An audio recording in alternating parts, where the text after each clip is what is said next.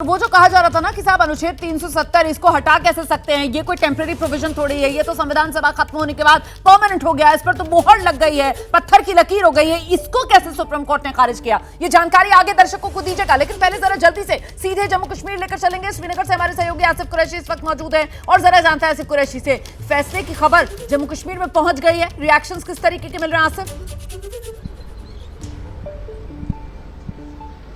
रोमाना, देखिए, जिस तरीके के रिएक्शंस की एक्सपेक्टेशन सबको थी कि हो सकता था कि कम से कम बीजेपी की तरफ से कोई जश्न का माहौल हो या उनके कार्यकर्ता बाहर आए, लेकिन सभी पार्टियों ने यहां पे सुरक्षा हालात को मद्देनजर रखते हुए इस तरह के किसी भी प्रबंधन से फिलहाल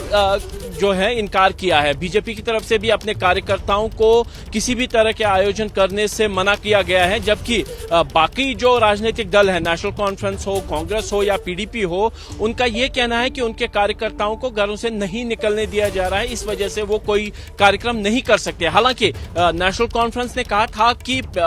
जैसे ही फैसला आएगा उसके तुरंत बाद वो एक प्रेस कॉन्फ्रेंस करेंगे, प्रेस वार्ता के जरिए अपनी बात रखेंगे, लेकिन उसके बावजूद भी अभी फिलहाल कोई भी जानकारी हमारे साथ साझा नहीं की गई। लेकिन कुल मिला के देखें तो कश्मीर पूरी तरीके से शांत है, सड़कों पर आवाजाही है, ठंड काफी ज्यादा है, उसके कारण भी लोगों की आवाजाही कम है। स्कूल कॉलेज 15 दिन पहले ही विंटर वेकेशंस के चलते बंद कर दिए गए थे। यूनिवर्सिटी भी आज के लिए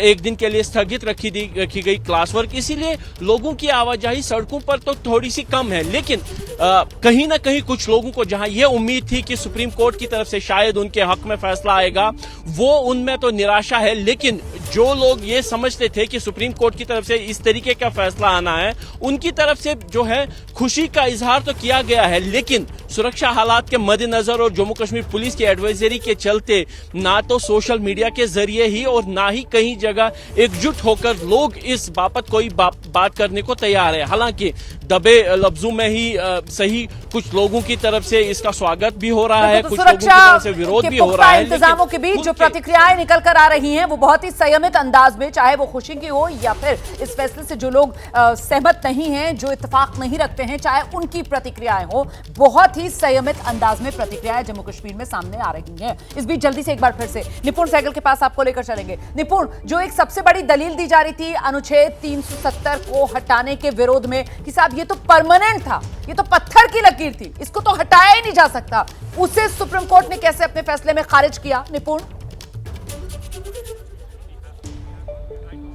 बिल्कुल, सुप्रीम कोर्ट ने यही कहा है कि यह कोई पत्थर की लकीर नहीं थी। आपने, हालांकि सुप्रीम कोर्ट की यह भाषा नहीं है, लेकिन लब्बो लुआब यही है कि एक माहौल बना दिया गया था कि एक स्थायी व्यवस्था है, ऐसा कुछ है नहीं, कुछ कभी था भी नहीं। क्योंकि जो दलील देते थे लोग, उनका यह कहना था कि 1957 में संविधान सभा जम्मू कश्मीर की भी एक जो थी वो भंग हो गई, और उसके भंग होने के बाद चूंकि वही सभा सिफारिश भेज सकती थी 370 में बदलाव को लेकर, तो वो सभा तो है नहीं, इसीलिए अब ये स्थायी हो गया। सुप्रीम कोर्ट ने कहा इसकी कोई आवश्यकता थी नहीं, कोई जरूरत थी नहीं, राष्ट्रपति की शक्तियों को इससे फर्क नहीं पड़ता है कि कोई संविधान सभा किसी राज्य की हो और वो सिफारिश भेजे तभी राष्ट्रपति फैसला ले सके, यानी कोई स्थायी व्यवस्था नहीं थी। सुप्रीम कोर्ट ने यह भी कहा है कि भारत में एक अंगीकार करने की जो प्रक्रिया शुरू हुई थी 1949 के बाद से जम्मू कश्मीर को, उसको मजबूती मिली है। जब भारतीय संविधान का हर हिस्सा लागू होगा जम्मू कश्मीर में, तो इसको मेलाफाइड इंटेंशन नहीं कह सकते, दुर्भावनापूर्ण नहीं कह सकते, ये तो एक अच्छे भाव से देश हित में लिया गया फैसला है, इसे भी सुप्रीम कोर्ट ने कहीं ना कहीं कहा है। बिल्कुल, तो महत्वपूर्ण ये हो जाता है कि अनुच्छेद 370 हटाने का फैसला सही, सुप्रीम कोर्ट ने अनुच्छेद 370 हटाने के केंद्र सरकार के फैसले पर मोहर लगाई, और यह फैसला किसी खराब नियत के साथ नहीं लिया गया, अच्छी नियत के साथ लिया गया है, और इसके अच्छे फल जम्मू कश्मीर में नजर आ रहे हैं। कुल मिलाकर सुप्रीम कोर्ट ने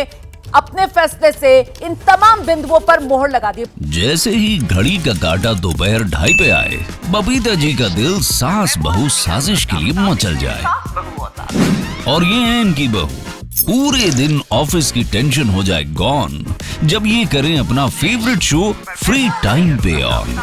इनकी तरह आप भी देखिए अपना फेवरेट शो अपने टाइम पर, और डाउनलोड कीजिए एबीपी लाइव ऐप अपने स्मार्ट टीवी पर।